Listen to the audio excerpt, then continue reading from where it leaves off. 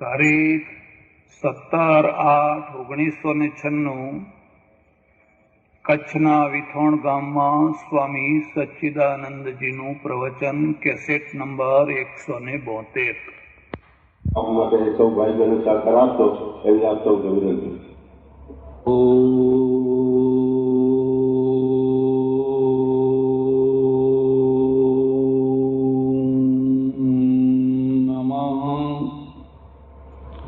શાંતાય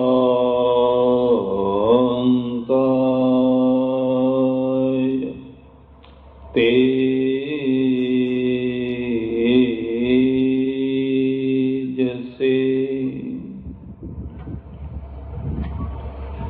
વિથોણ ગામના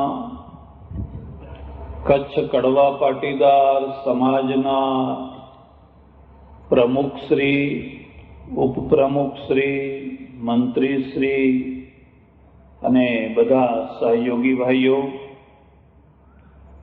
મંચ ઉપર બિરાજેલા સમાજના વિશિષ્ટ મહાનુભાવો, સજ્જનો અને બહેન, જે પત્રિકા છપાઈ છે એ પત્રિકામાં લખવામાં આવ્યું છે કે સ્વામીજી ધર્મ અને વ્યવહાર ઉપર થોડી વાતો કરશે. 3 શબ્દો યાદ રાખજો: ધર્મ, વ્યવહાર અને અધ્યાત્મ. ધર્મ અને અધ્યાત્મ, ધર્મ અને વ્યવહાર, અધ્યાત્મ અને વ્યવહાર, આ ત્રિપુટી છે. એ ત્રિપુટીને તમે ત્રિકોણમાં મૂકશો તો તમને એમ લાગશે કે આ જીવન 3 ત્રિપુટીના પાયા ઉપર ટકેલું છે, ઉભેલું છે.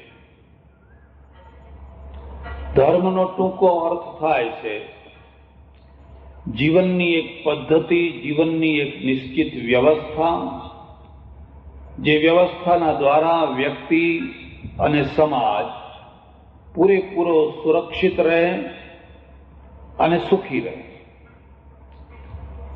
જો ધર્મ પાળવાથી વ્યક્તિ સુરક્ષિત ન રહેતો હોય, જો ધર્મ પાળવાથી વ્યક્તિ સુખી ન થતો હોય, તો એમ સમજવાનું કે ધર્મને સમજવામાં કંઈક ભૂલ થઈ રહી છે.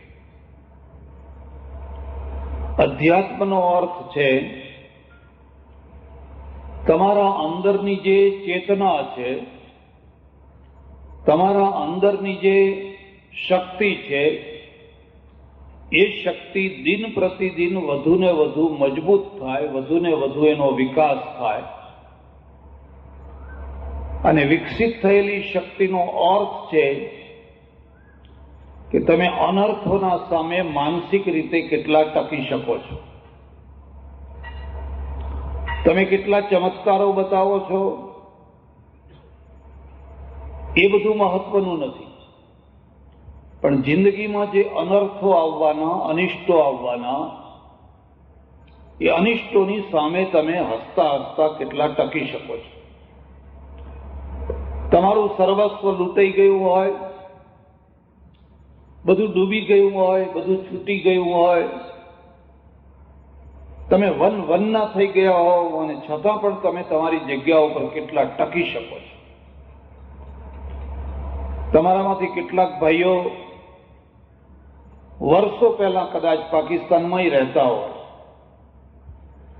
ત્યાં બધું છોડીને આવવું પડ્યું, બધું મૂકીને આવવું પડ્યું, અને ત્યારે એટલી બધી વેદના થઈ હશે, એટલી બધી પીડા થઈ હશે. સ્વાભાવિક છે, થાય જ. પણ એવી વેદના અને એવી પીડાની અંદર પણ તમારું મનોબળ, તમારું આત્મબળ દ્રઢ રહે, મજબૂત રહે, અને તમે એમ સમજો કે આ એક ઘટના છે, 2 વર્ષ 5 વર્ષમાં પૂરી થશે. તમે જોઈ શકો છો કે જે સિંધીઓ, પંજાબીઓ સર્વસ્વ લૂંટાઈ જવાના કારણે કકળ કરતા હતા, હાય તો બા પોકારતા હતા, એ લોકો આજે આ દેશના સૌથી વધારેમાં વધારે સુખી નાગરિકો બન્યા છે. બીજા બધા નાગરિકોની તુલનામાં એ વધારેમાં વધારે સુખી થયા છે. અને એમાંના ઘણા કહે છે કે સારું થયું પાકિસ્તાન થયું, તમે અહીં આવ્યા. જો અહીં ના આવ્યા હોત તો અહીંયા જે અમને આ બધું મળ્યું એ ના મળ્યું હોત. એને અધ્યાત્મ છે.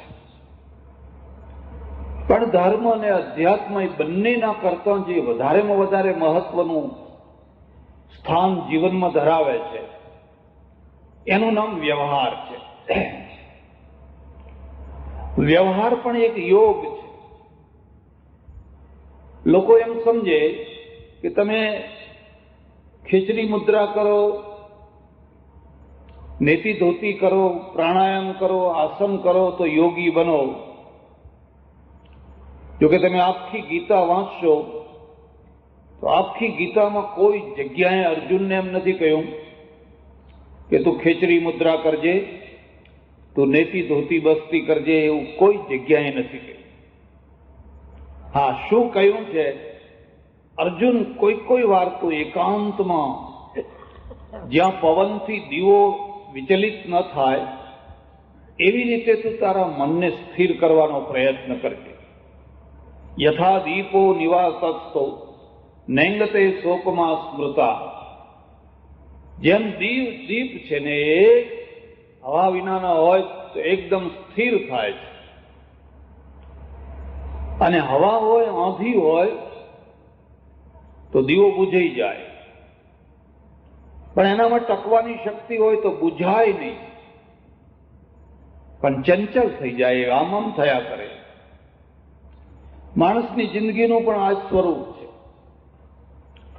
તમે વ્યવહારની આંધીઓમાં જીવતા હોવ, પ્રચંડ તોફાનોમાં જીવતા હોવ તો તમારી ચેતના હંમેશા દીવાની માફક ઝકઝોર થયા કરે. અશાંતિ અશાંતિ અશાંતિ થયા કરે. આંધી છે, તોફાનમાં જીવવું પડે છે. પછી સામાજિક તોફાનો હોય, રાજકીય હોય, આર્થિક હોય, શારીરિક હોય, પણ તોફાનમાં જીવવું પડે છે. એટલે ચેતના હંમેશા વિચલિત થયા કરે છે.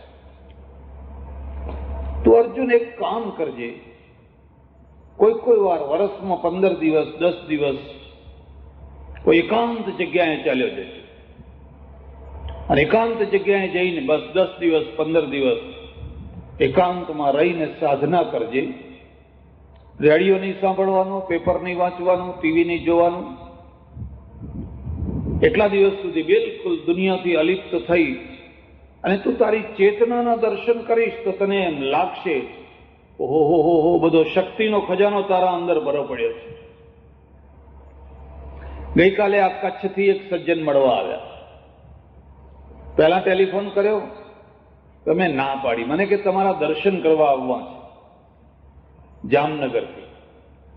મેં કહ્યું દ્વારકા નજીક થાય તમે દ્વારકાના દર્શન કરો, મારા દર્શન નહીં. ભલા થાઓ, સાધુ સંતોને બહુ દર્શનીય ના બનાવો, નહીં તો એ ખાલી પછી મૂર્તિ જેવા થઈ જશે.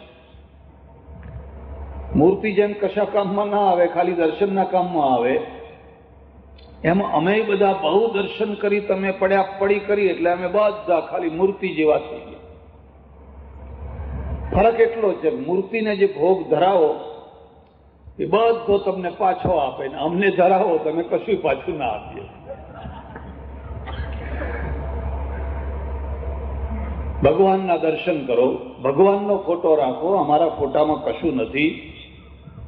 વ્યક્તિ પૂજાથી છૂટો, તમારી બાજુમાં જ દ્વારકા છે, ત્યાં જઈને દર્શન કરો, એવું મેં એમને સમજાવ્યું. એ તો માન્યા નહીં ને, ઊંઝા પહોંચી ગયા એમના છોકરાને લઈને આવ્યા, બધી વાત કરી. એટલો ભલો માણસ, એટલો ભલો માણસ, એટલો સંત માણસ, એટલો સાત્વિક માણસ. મને કે શું કરું, આ 70 વટાવી દીધા છે, 4 છોકરા છે, 3 છોડીઓ છે, બહુ સુખી છીએ, કોઈ પ્રોબ્લેમ નથી, કોઈ પ્રશ્ન નથી, દુકાન સારી ચાલે છે, આવક સારી છે, બધું સુખ છે. આવો માણસ તમને ભાગ્યે જ મળશે. રોતા કકડતા ઘણા મળશે. એના ઘરમાં 4 ગાડીઓ ઊભી હશે ને તોય ચારો ઉતરેલો જ હશે ને રોતો જ હશે. એટલે પણ હવે ક્યાં સુધી તારે રડવું? આ તો કહે છે કોઈ પ્રોબ્લેમ નથી, છોકરીઓ સુખી છે, છોકરા બધા લાઈન ઉપર છે, સુખી છે, કોઈ પ્રોબ્લેમ નથી.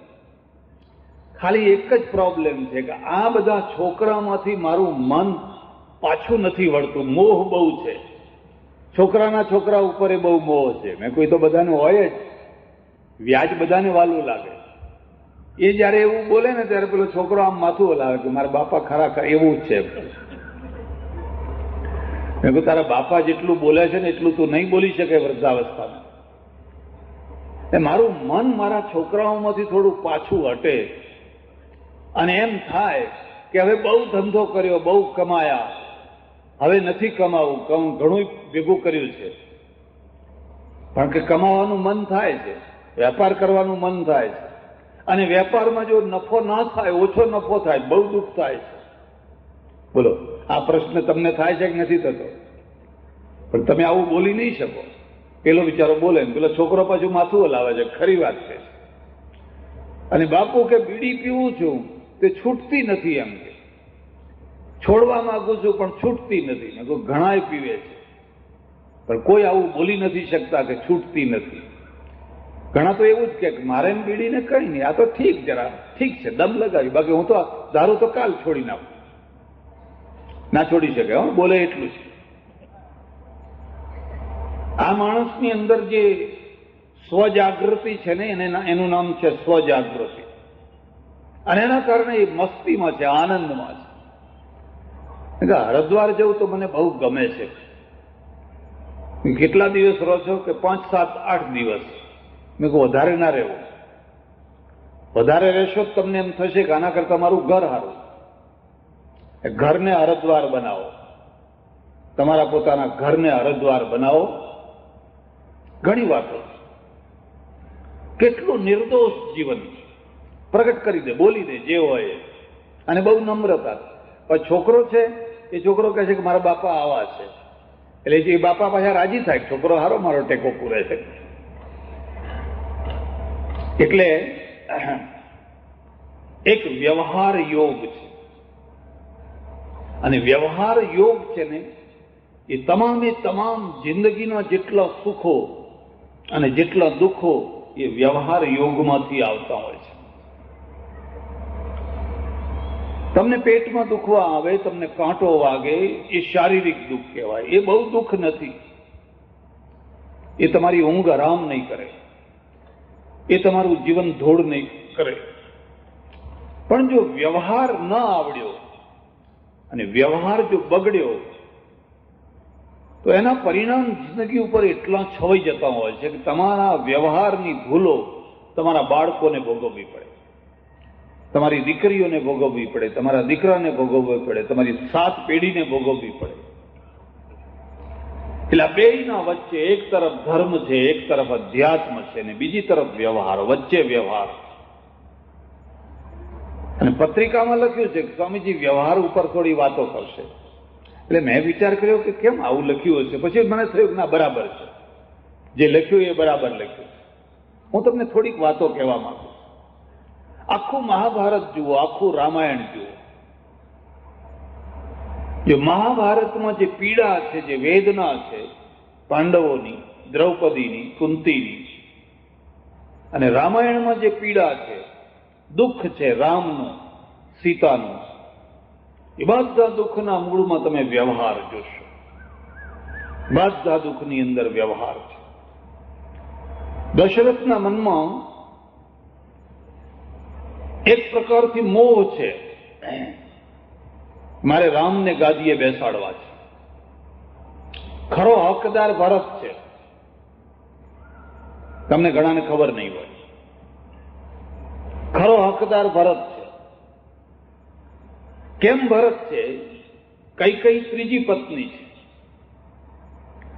અને જ્યારે દશરથ છે શિકાર કરવા ગયેલા, સિંહને જોયો અને બાણ માર્યો તો સિંહ કૂદીને ઉછળીને પડ્યો નીચે. સિંહનો શિકાર કરે એટલે કેટલો હરખ થાય રાજાઓને, શિકારીઓને. એ હરખાતા હરખાતા ગયા, જઈને જુએ છે તો એક બીજું બાણ વાગેલું છે. આ બીજું બાણ કોણે માર્યું? એટલામાં તો એક પડછંદ તેજસ્વી યુવતી આવીને ઊભી રહી, એના ચહેરા ઉપર તેજ ખુમારી, અને રાજાને કહે, ખબરદાર જો સિંહને હાથ લગાવ્યો તો. રાજા ચમકી ગયો. આટલી પ્રભાવશાળી સ્ત્રી કેમ? સિંહનો શિકાર મેં કર્યો છે. તમારું બાણ જુઓ, પીઠ ઉપર વાગ્યું છે. મારું બાણ એના કાળજામાં વાગ્યું છે. પીઠ ઉપર વાગેલા બાણથી સિંહ મરે નહીં, ભાગી જાય અથવા સામો આવે. મેં અચૂક બાણ લગાવ્યું છે અને એના કાળજામાં વાગ્યું છે. શ્રેષ્ઠજી, વાત સાચી છે. એટલે સિંહનો આ ઉપર હક મારો છે. અને દશરથના મગજની અંદર એક વાત વિચારમાં આવી ગઈ, આ કન્યા જો મારી રાણી બને તો આવી બહાદુર કન્યાથી કેવો રાજકુમાર પેદા થાય. એક વાત હંમેશા યાદ રાખજો, તમે કોઈ કન્યાને પસંદ કરવા જાઓ, કોઈ મૂર્તિયાને પસંદ કરવા જાઓ, તો એક વાત મગજમાં એટલી યાદ રાખજો કે એની કુંખે જે બાળક જન્મે એ કેવો હશે. આટલું ગણિત જરૂર યાદ રાખજો કે ખાણ છે ને એમાંથી બાળક જન્મવાનું છે, એ બાળક કેવો હશે થાય. ખાલી એટલું જ ન જોશો કે કન્યાનો બાપ કેટલું સોનું આપે છે. જો કે તમારે ત્યાં તો એ શાંતિ છે, શાંતિ છે ને, અમારે ત્યાં અશાંતિ છે. અમારે ત્યાં કન્યા નહીં જોવાની, કન્યાનો બાપ સોનું કેટલું આપે છે એ જોવાનું. પછી ભલે કુરકુરિયા પેદા કરતી હોય, કુરકુર કુરકુર કુરકુર કુરકુર, દારૂડિયા જુગારિયા ફલાણા ફલાણા ફલાણા, એ સોનું કેટલું પેદા કરે છે, આપે છે. જો તમે ગાયને જોવા જતા હો, ઘોડીને જોવા જતા હો, ભેંસને જોવા જતા હો અને બધી ભમરીઓ જોતા હો, બધું બરાબર નખશીખ બધું ધ્યાન રાખતા હો, તો જેના વંશમાંથી તમારો આખો વંશ નીકળવાનો છે એને એ રીતે ના જુઓ કે કેટલું લાવવાની છે, પણ એને એ રીતે જુઓ કે એમાં ગુણ કેટલા છે. રાજાના મગજમાં વિચાર આવ્યો, જો આ રાણી મારી થાય તો આની કોખે કેવો બાળક જન્મે. અને એક બીજી વાત પણ યાદ રાખજો, તમે દુનિયાને શું આપ્યું, દુનિયાની પાસેથી શું લીધું, બને તો એનું એક લિસ્ટ બનાવજો. વિથોણમાંથી શું લીધું તમે? કચ્છમાં જન્મ્યા, વિથોણમાં જન્મ્યા, શું શું લીધું વિથોણ પાસે, અને વિથોણને સામે શું આપ્યું? કચ્છને, કડવા પાટીદારને, માનવતાને સામે શું આપ્યું તમે? કોઈ વાર ટાઈમ મળે તો એનું લિસ્ટ બનાવો. અને જો તમારું ઉધાર પાછું વધારે નીકળે તો થોડા જ દિવસમાં, થોડા જ ટાઈમમાં એને જમા પાસામાં ફેરવી નાખો. તમે બીજું કંઈ આપો કે ના આપો, પણ આ દુનિયાને એક સારો પુત્ર આપો, એક સારી કન્યા આપો. હમણાં ખેતા બાપાનું નામ લીધું, તમારા પૂર્વજ થાય, વડીલ થાય, કેટલી પેઢીઓ ઉપર થયા હશે. એટલા વર્ષો પછી પણ આજે એમનું નામ તમે યાદ રાખ્યું છે. કોઈ દુનિયાને ગાંધી આપે, કોઈ શિવાજી આપે, કોઈ રાણા પ્રતાપ આપે, અહલ્યાબાઈ આપે, લક્ષ્મીબાઈ આપે ઝાંસીની રાણી, કોઈ ભગતસિંહ આપે. અને જેણે આવું એકાદ સંતાન આપ્યું દુનિયાને, બસ એની સાધના પૂરી થઈ ગઈ, એનું જીવન ધન્ય થઈ ગયું. રાજાના મગજમાં આવે છે અને એને પ્રસ્તાવ રાખ્યો, તમે પરણેલા છો, કુંવારા છો? એટલે પેલી કહે છે, હું કુંવારી છું, તમે મારી સાથે લગ્ન કરશો? એ મારા બાપુ જાણે, લગ્નનું હું ના જાણું. આ બીજી વાતને સમજજો. લગ્નની જવાબદારી વર કે કન્યા જયારે 100% પોતાના ઉપર લઈ લે ત્યારે ઘણીવાર ભૂલ કરી બેસતા હોય છે કે એ ઉંમરમાં જેને અનુભવ નથી, ચારો જોઈએ, બીજું શું જોઈએ, ચારો જોઈએ. ઘણીવાર ચારો રૂપાળો હોય, અંદર શેતાન બેઠો હોય, અને પછી આખી જિંદગી સુધી ખોબે ખોબે આંસુડે રડે. એ મારા બાપુ જાણે. તમે એમને પૂછો, એના બાપુને, એ રાજા હતા. તમારી દીકરી છે એનું માગું કરવા આવ્યો છું, મને પરણાવશો? તો કે ઉભા રહો, મને મારી દીકરીને પૂછવા દો. આ બીજી વાતને સમજજો. બાપ છે ને, મા બાપ છે, એ સારામાં સારા લગ્નો કરે, પણ એકદમ વરકન્યાને અંધારામાં રાખીને ના કરે. એને પૂછવું જ નહીં, એને અંધારામાં જ રાખવું એવું નહીં. પહેલા મને એને પૂછવા. કેટલી એકબીજાની મર્યાદા રહે છે. કન્યા કહે છે મારા બાપને પૂછો, અને બાપ કહે છે હું મારી દીકરીને પૂછી લઉં. પૂછ્યું, તમને ઠીક લાગે તો મને કશો વાંધો નથી, તમે જે કરશો એ મંગળ છે. લક્ષ્મીનારાયણ મંગળ છે, તમે એના શરણાગત થઈ જાઓ. એ જે કરશે એ મંગળ છે. એમ વરકન્યા છે ને, એ મા બાપના શરણાગત છે. તમે અમારા મા બાપ છો, તમે જે કરશો એ મંગળ છે. પત્ની પતિને કહે છે તમે જે કરશો એ મંગળ, હું તમારા પગલે પગલે ચાલીશ. સીતા પગલે પગલે ચાલ્યા, કસ્તુરબા પગલે પગલે ચાલ્યા, મહાન થઈ ગયા, જય જયકાર થઈ ગયો. અને જે પગલે પગલે ના ચાલી શક્યા, હા, શરત એટલી છે કે સામે રામ હોવા જોઈએ, સામે મોહનદાસ કરમચંદ ગાંધી હોવા જોઈએ, અને આટલા સારામાં સારો માણસ મળ્યો હોય અને છતાં પગલે પગલે ના ચાલી શક્યા હોય, એના જીવન તમે જઈને જોજો, એની દશા તમે જઈને જોજો. એટલે કન્યાના બાપ છે ને, એ તો રાજા છે, મુત્સદ્દી માણસ છે. એને કઈ ઉભા રહો, મારી કન્યાના લગ્ન કરું, પણ એક શરત છે, તમે રાજા છો, આ તમારું ત્રીજું લગ્ન છે, કાલે ચોથું કરશો, પાંચમું કરશો, છઠ્ઠું કરશો. અને રાજવંશની અંદર ગાદી માટે હંમેશા ઝઘડા ચાલ્યા કરે. એટલે શરત કરો, આનો જે સંતાન થશે, પુત્ર થશે, એ રાજગાદીનો વારસદાર થશે. પ્રતિજ્ઞા કરો, મને વચન આપો. દશરથે વચન આપ્યું. એક બીજી વાત પણ યાદ રાખજો, માણસને જયારે મોહ ચડ્યો હોય પછી એની પાસે તમારે જે કરાવવું હોય એ કરાવી લો. એને તો મોહ ચડ્યો છે,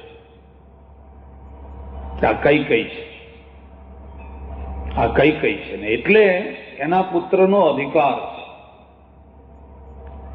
એક બીજી વાત પણ સમજવા જેવી છે. આપણે એમ માનીએ છીએ કે આ ચારેય ભાઈઓની અંદર રામ મોટા છે, અને મોટા હોવાના કારણે ગાદીના વારસદાર છે. ખરેખર ચારે એક જ દિવસે જન્મ્યા છે.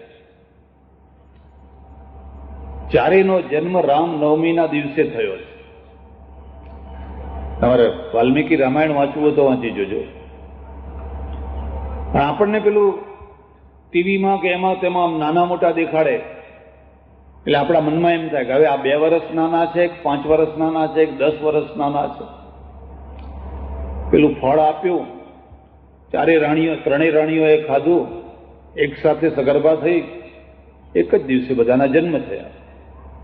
કદાચ કલાક 2 કલાક થોડો આગો પાછો થયો હોય. એટલે આમ જુઓ તો ચારેય સરખા છે. પણ દશરથના મનમાં એક વિચાર છે, આ છોકરો જો ગાદીએ બેસે તો વધારે સારું, વધારે લાયક છે, વધારે યોગ્ય છે, અને મને વધારે ગમે છે. આ વ્યવહારનો પહેલી વાત સમજજો. તમારે 4 દીકરાઓ હોય, 2 દીકરા હોય, 3 દીકરા હોય, 5 દીકરા હોય, અને એમાંથી એક વધારે ગમતો હોય, એક વહુ વધારે ગમતી હોય, અને તમે જે પક્ષપાત કે ભેદભાવ ઉભા કરશો તો તમારા ઘરમાં રામાયણ થવાનું ને થવાનું જ.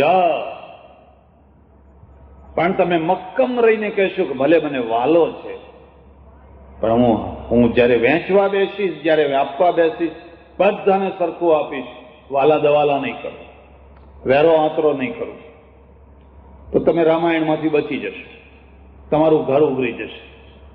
આ અમારી દશા છે, હવની દશા છે.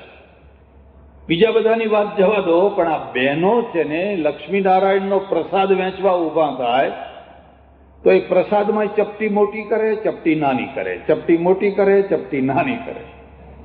મોઢા હમું જોતા જાય ને પ્રસાદ આપતા જાય કે હા તું આવી લે લઈ જા, તારી બહેનનો લઈ જાય. હવે અહીં રામાયણ ના થાય તો બીજું થાય શું? ચપટી પ્રસાદમાં કશું નથી, પણ ચપટી પ્રસાદ આપવાની પાછળ જે મનોવૃત્તિ છે ને એ મનોવૃત્તિમાં બહુ મોટું તત્વ રહેલું છે. કરવું શું? એટલે ભરત છે ને એ ભરતને મોસાળ મોકલી દીધું, જાઓ ફરી આવો, રમી આવો, આગા પાછા થઈ આવો. જરા વિચાર કરો, રામાયણનું અધ્યયન કરનારાઓ, જ્યારે રામ ગાદી ઉપર બેસવાના હોય, આટલો મોટો પ્રસંગ હોય, તો સગા ભાઈને મોસાળ મોકલવાની જરૂર શું? જ્યારે બીજા બધા રાજા મહારાજાઓ આવ્યા હોય, ઉલટો બોલાવી લેવાનો, ગયો હોય તો બોલાવી લેવાનો હોય, પણ એને મોસાળ મોકલી દીધી. બીજી એક વાત યાદ રાખજો, મારે ઘણી વાતો નથી કહેવી. કવિ છે ને એ પાત્રોની રચના કરતો હોય છે, અને કવિના રચેલા પાત્રો હોય છે એ ધારે એને રાક્ષસ બનાવે, ધારે એને ભગવાન બનાવે. એ જ દશા પત્રકારોની છે. પેપરવાળા છે એ ધારે એને જેવું બનાવવું હોય એવું બનાવે, જેવું રૂપ આપવું હોય એવું આપે. મંથરા દાસી નથી, મંથરા તો બહેનપણી છે, સખી છે. પેલા કઈ દેશના રાજાએ કઈકઈની વિદાય વખતે મંથરા આપેલી છે. સખીઓ, ભાષા જુદી, મારી દીકરીને ગમે ના ગમે એની બહેનપણીઓ સાથે જાય, આવો રિવાજ. અને એને કહેલું મારી દીકરી બહાદુર છે પણ મુત્સદ્દીગીરી નથી. એમાં બહાદુરી અલગ વસ્તુ છે. તમે ભાલો લઈને કે બંદૂક લઈને કે લાકડી લઈને સામે જાઓ એ અલગ વસ્તુ છે, પણ ચાણક્ય થવું એ અલગ વસ્તુ છે. એ બહુ એટલી મુત્સદ્દીગીરી એનામાં નથી. એના રાજકીય એના હક્કોનું તો રક્ષણ કરજે. અને એણે જોયું કે આ એની ગાદી તો એના હાથમાંથી જાય છે, બહુ અનર્થ થઈ રહ્યો છે, એટલે એને કઈને જગાડી, રાત્રે જગાડી. જરા વિચાર કરો, છેલ્લી ઘડી સુધી કઈને ખબર નથી, અને કઈને જયારે જગાડી, બેસી જાઓ.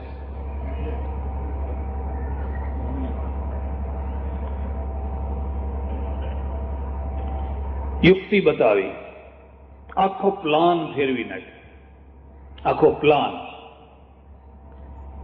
કવિ છે ને એને કુબડ બતાવે છે, આ કુબડી છે, આ આવી છે, આ તેવી છે, આ ફલાણી છે, આ ફલાણી છે. મારે વધારે ચર્ચા નથી કરવી. આમાંથી એક આખું રામાયણ ઊભું થયું. વ્યવહાર યોગમાં આવો. જો દશરથે ભરતને હાજર રાખ્યો હોત અને કઈને હાથમાં લીધી હોત, કઈને મોટી કરી હોત, આગળ કર્યું હોત, અને એને રાજી કરી અને પછી રામની વાત આગળ મૂકી હોત, તો રામાયણ ઊભું ન થયું. તમારે જો આ વાતમાંથી શીખવાનું હોય, તમારા ઘરમાં કઈ હોય, કઈનું પાત્ર બહુ નિંદિત બનાવ્યું, ખરેખર એવું નિંદિત નથી. જેવું આપણે માનીએ એવું નિંદિત નથી. એના દીકરા માટે એ જજુમી, એના હક માટે એ જજુમી, એને જે વરદાન આપેલું છે એના માટે એ જજુમી. એટલે ઘણી વાર શું થાય કે લોકો અમને જમવાનું નોતરું આપવા આવે, મહારાજ ચાલ અમારે ત્યાં જમવા આવજો. એટલે હું પૂછું, ઘરવાળીને પૂછીને નોતરું આપો છો કે એમને આપો છો? મને કે એમાં એને શું પૂછવું હતું? મેં ના, તો નહીં આવું, બહુ કડવા અનુભવ થયા છે. જાઓ પહેલા ઘરવાળીને પૂછી આવો, પછી મને નોતરું આપવા આવજો. પહેલા એને હાથ ઉપર લો, એને રાજી કરો, એના દ્વારા એક વાતને રખાવો, તમારું કામ ફતે, તમારા ઘરમાં વિજય. બન્યું એવું કે આવા એક ભગત જે આવે એ સાધુને હાથ કરે જમવા લઈ જાય. આવા ઘણા ગામમાં એકાદ આવા રહેતા હોય છે. હાજ હેડો હેડો મારે હેડો જમવા હેડો. અને એને એના જેવું પાત્ર મળ્યું હોય તો જીવન ધન્ય થઈ ગયું. પેલો જેટલા હરખથી લાવે એટલા હરખથી પેલી બાઈ પણ એને સ્વીકારે તો બેડો પાર. પણ જો ઉલટું પાત્ર મળ્યું કે પેલો હરખથી લાવે ને પેલી શોખથી જુએ કે એ આ લાવ્યો આ તો બહુ દુઃખ થાય. હવે ઉલટું પાત્ર મળેલું. બીજી વાત યાદ રાખજો, ઘરે જે તમારું ડેગડું છે, થાળી છે, લોટો છે, એ પાત્ર કહેવાય. એ બદલાવી શકાય. અનુકૂળ ના આવ્યું હોય તો કંસારાને ભંગારમાં ગમે ત્યાં આપી શકાય, પણ આ પાત્ર કઈ બદલાવી શકાય? કોઈ કોથળો લઈને ફરતા નથી, ભંગાર આપો ભંગાર આપો. ગામમાં ઘણો ભંગાર હોય છે, આવો કઈ ભંગાર આપી શકાય? જે નસીબમાં મળ્યો એ ખરો. ભંગાર તો ભંગાર ને પદ્મિની તો જે મળ્યું એ ખરું. પેલા મહારાજ કે રસોઈ તૈયાર થવા આવી. મહારાજ કે ભાઈ હું તો થાળીમાં જમતો નથી, પાતળમાં જમું છું, પતરાળામાં જમું છું. તો કે મહારાજ ચિંતા ના કરો, હમણાં ગામમાંથી લઈ આવું પતરાળું. એ પતરાળું લેવા ગયો. એ આ બાજુ પતરાળું લેવા ગયો ને પેલી બેન હતી ને રડવા બેઠી. લાંબો સાદકાણી તાણીને રડે. એ પેલા મહારાજને થયું, અરે બેન, શું તને શું દુઃખ છે? તું કેમ રડે છે? કે મને મારું તો કોઈ દુઃખ જ નથી, મને તમારી દયા આવે છે. મારી ક્યાં? અમારા ઘરવાળાને એવી ટેવ છે કે પહેલા સાધુને જમવા લઈ આવે છે અને પેલા ખાંડણિયામાં પછી એનું માથું ખાંડે છે, ખાડીને એને મારી નાખે. હમણાં એ આવશે ને મને એ ખાંડણીઓ દેખાય છે અને તમારી દુર્દશા મને દેખાય છે. એ મહારાજ ચાણક્ય નીતિ ભણેલા, ને ચાણક્ય નીતિમાં એમ લખેલું છે કે યા પલાયતી સજીવતી, જે ભાગે એ જીવે, જે ભાગે એને કહ્યું મારે જમવું નથી, હું તો આ હેડ્યો. મહારાજ તો નાઠા ત્યાંથી ચાલ્યા. થોડીક વાર થઈને એનો પતિ આવ્યો. હે મહારાજ કેમ ગયા? મહારાજ શું તમે કેવા કેવા મહારાજ લઈ આવો છો? એક જ હઠ પકડી મને પેલું સાંભેલું આપ, મારે આ સાંભેલું જોઈએ છે, મને એ મેં કહ્યું મારા ઘરમાં એક જ સાંભેલું છે અને તમને હું સાંભેલું આપો પછી હું શું કરું? મેં ના આપ્યું તો રીસાઈને તો ગયા. અરે રે, આપવું તો ને કે હું આપણે બીજું લાવો. એ તો સાંભેલું પકડીને પાછળ દોડ્યો. પેલો ઘરવાળો હતો ને એ સાંભેલું પકડીને, એ મહારાજ ઉભા રહો, આમ સાંભેલું જોયું એટલે પેલા એ કહો, એ આવ્યો આ તો, એમ આ તો આવ્યો એમ. એ મુઠ્ઠીઓ વાળીને દોડ્યો. એટલે આ પેલું આ સાંભેલું લેતા જાઓ, સાંભેલું લે. હવે ઉભા રહે. એ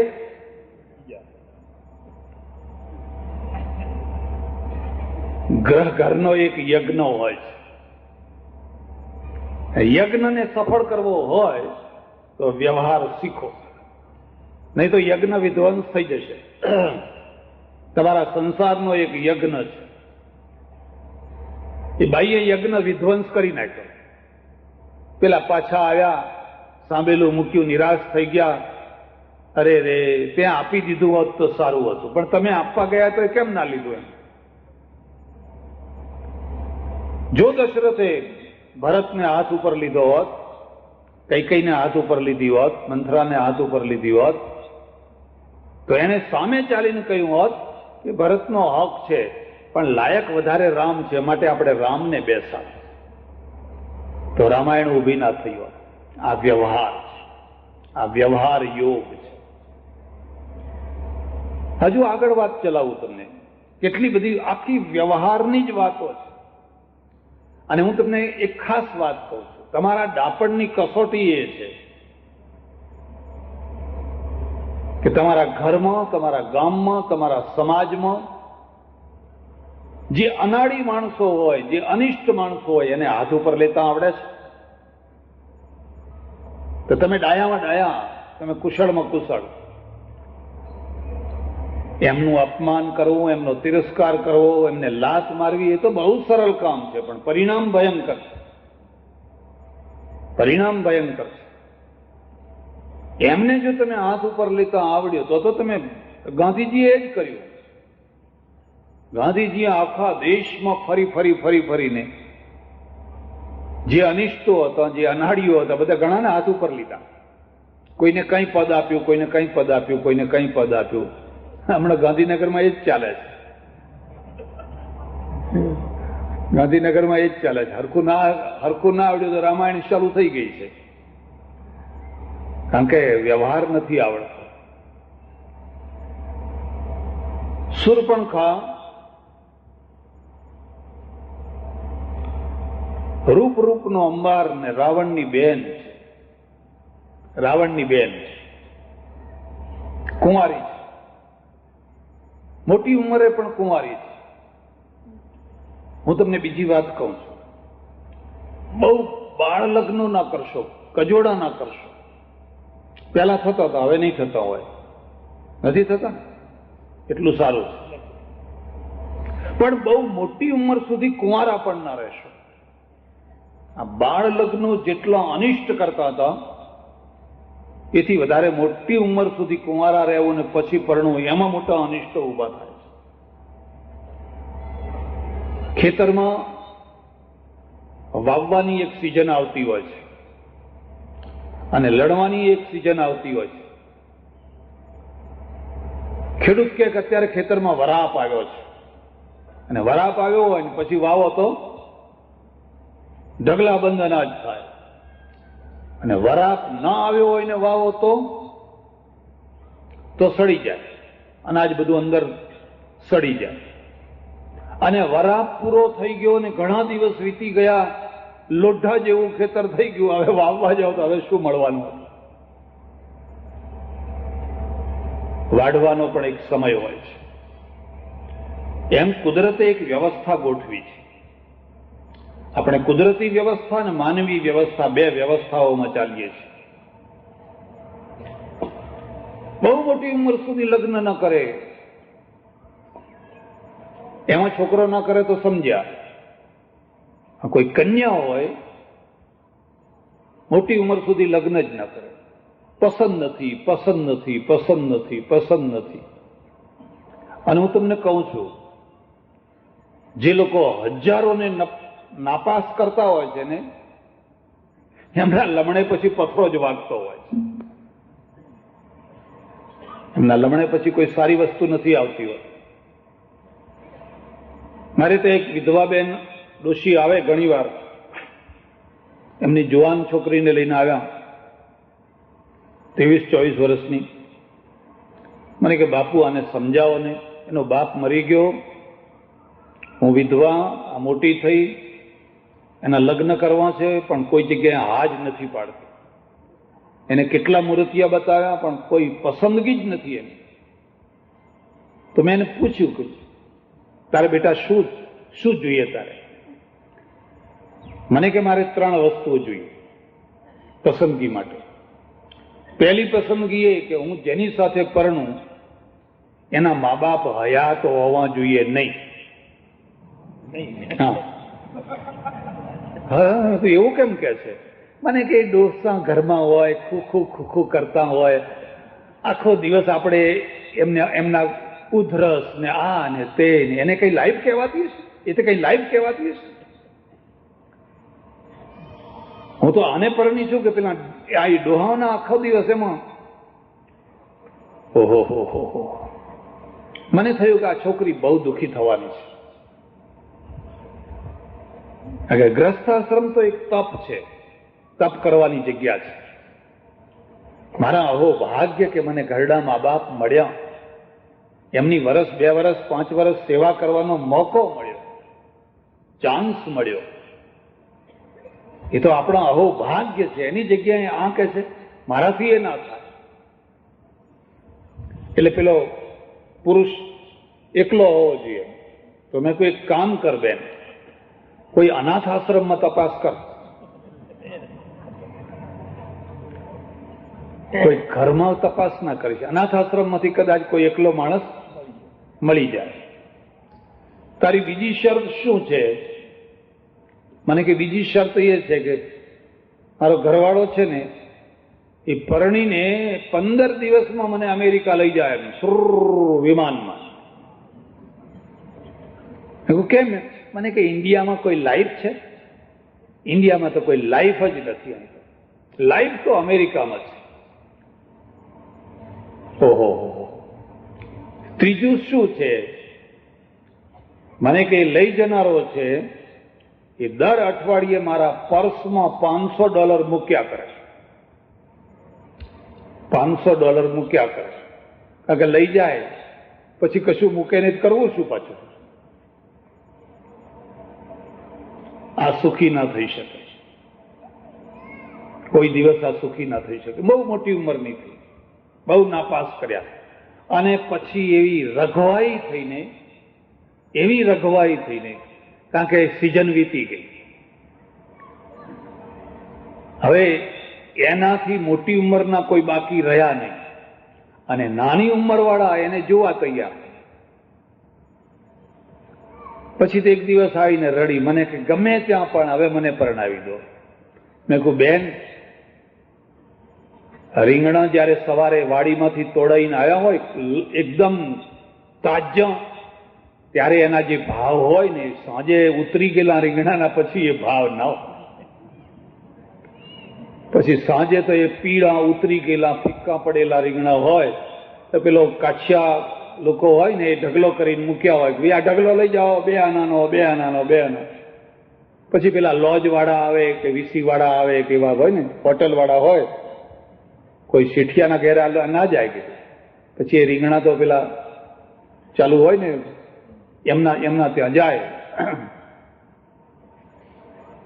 તે તારી જિંદગીનો કિંમતી સમય બગાડી નાખ્યો, અને હવે તું જે મેળવવા માંગે છે તને નહીં મળી શકે. હા, હવે કોઈ બીજવર ત્રીજવર મળે તો હવે તૈયાર થવાનું. આ બીજી વાતને સમજજો. લગ્નનો એક સમય હોય છે ને એ સમયમાં પરણી જવાનું, પરણાવી દેવાનું. બહુ મોટી ઉંમર સુધી તમે એમનેમ રહો અને દુનિયાને નાપાસ કર્યા કરો. પછી એક દિવસ તમે જ બધાની નજરે નાપાસ થઈ જાઓ, અને પાછલી જિંદગી કાઢવી એ બહુ કઠિન છે. પુરુષ કાઢી શકે પણ સ્ત્રી ન કાઢી શકે. પાછલી જિંદગી કાઢવી કેવી રીતે? પણ શૂર્પણખા છે ને એ મોટી ઉંમરની થઈ ગઈ છે ને છતાં કુંવારી છે. કુંવારી છે એટલે પછી એના રાવણ ને બધાએ વિચાર કર્યો કે તું જાણે ને હવે અમે તો થાક્યા તારાથી, તને જેમ ઠીક લાગે એમ કર. આ બીજી વાતને યાદ રાખજો. સૌથી ભૂંડામાં ભૂંડો દિવસ એ છે કે તમે તમારા ઘરના માણસોથી થાકો. તમે બહારના માણસોથી થાકો તો કોઈ ચિંતા નહીં, ઘરમાં થાક ઉતરી જશે. પણ ઘરના માણસોથી જો થાક્યા હશો તો થાક ઉતરશે ક્યાં? ઘરનો અર્થ જ છે થાક ઉતારવાની જગ્યા. દુકાનથી, પેઢીથી, નોકરીથી, ધંધાથી સાંજે માણસ ઘેર કાછો કેમ આવે છે? એનો થાક ઉતરી જાય. સરસ મજાનું ગરમ ગરમ જમે અને ઘસઘસાટ સૂઈ જાય. 2 છોકરા રમતા હોય, આનંદ કરે, ઘસઘસાટ સૂઈ જાય, થાક ઉતરી જાય. પણ ઘરમાં જ થાકવાની જગ્યા હોય, ભાઈ માણસ જીતશે ક્યાં? એનો થાક ઉતરશે ક્યાં? સૌથી વધારેમાં વધારે દુર્ભાગી માણસ એ છે જે પોતાના ઘરમાં પોતાના માણસોના દ્વારા થાકી જતો હોય. પછી પત્ની હોય, પુત્ર વધુ હોય, દીકરી હોય, ભાઈ હોય, જે હોય તે એ થકવી નાખે છે. એક બીજી વાત યાદ રાખજો, બહારની લડાઈમાં તમે બીજાને સંમિલિત કરી શકો. 5 ભાઈઓ મારી મદદે આવો, આપણે ફલાણા સાથે આ ઝઘડો છે, ઝઘડામાં જવાનું છે. પણ ઘરના માણસોની સાથે ઝઘડા થતા હોય તો કોને મદદમાં બોલાવો? અને જેને મદદમાં બોલાવો એક લાકડું નાખતો જાય, પાછું સળગતો એક લાકડું નાખતો જાય. ઓલવવાની વાત દૂર રહી, ઉલટાનો ભડકો મોટો કરતો જાય. એટલે ડાયા માણસ કદી બહારના માણસોને ઘરના ઝઘડામાં ઇન્વોલ્વ ન કરે. અને બહારના માણસોને જો ઇન્વોલ્વ કરો ને એટલે ભડકો મોટો થાય, બુજાવી ન શકાય. સમજી જાઓ કે તમારે આ કાયમના માટે આ થોડો તાપ સહન કરવાનો જ, આ પીડા ભોગવવાની જ. એનો કોઈ ઉપાય નથી, એનો કોઈ રસ્તો નથી. એટલે એમ સમજી જાઓ કે હવે આ જે છે એ ભોગવવાનું છે. મારા ઓળખીતા એક પટેલ હતા, બહુ ભલા માણસ, બહુ સારા માણસ. એમના ઘરમાં એક છોકરો થયો, કપાળ ઉપસેલું, મંદ બુદ્ધિનો, બિલકુલ મંદ બુદ્ધિનો. આખો દિવસ એને પિંજરામાં પૂરી રાખે. એને મગજ બુદ્ધિ નહીં, કશું નહીં. ઝાડો પેશાબ બધું એની માં. 44 વર્ષનો થઈને મર્યો. 44 વર્ષ સુધી એને ખાવાનું પીવાનું આ તે બધું. મેં એની માને કહ્યું કે આ મંદ બુદ્ધિના બાળકોની સંસ્થામાં આ છોકરાને આપી આવો ને, તો આ મંદ બુદ્ધિના ઘણા બાળકો રાખતા હોય છે. મને કે ના, ત્યાં બિચારાને કેટલું દુઃખ આપે. આ તો મારો ભગવાન છે, આ તો મારો ભગવાન છે. અને એના કારણે આ બેન કદી એક દિવસ બહાર ના જઈ શકે. એને એક દિવસ બહાર જવું હોય તો આ છોકરાના કારણે ના જઈ શકે. 44 વર્ષ જેની પાસેથી કશું મળવાનું નથી, અને તમારી જિંદગીના વર્ષો એ બરબાદ કરી રહ્યો છે. એને હસતા હસતા 44 વર્ષ સુધી. હું જયારે જઉં તે પેલો અંદર કુદાકુદ કરે પિંજરામાં. કોઈ મહેમાન આવે એટલે ચા થશે ને, ચા થશે એટલે મને મળશે, એટલું એને જ્ઞાન ખરું, એટલું ભાન ખરું. અને પેલી બાઈ છે એને ભગવાન ભગવાન કે, લો ભગવાન ચા પીવો, લો ભગવાન આમ કરો. મને એમ થાય ખરેખર આના ચરણની રજ લઈને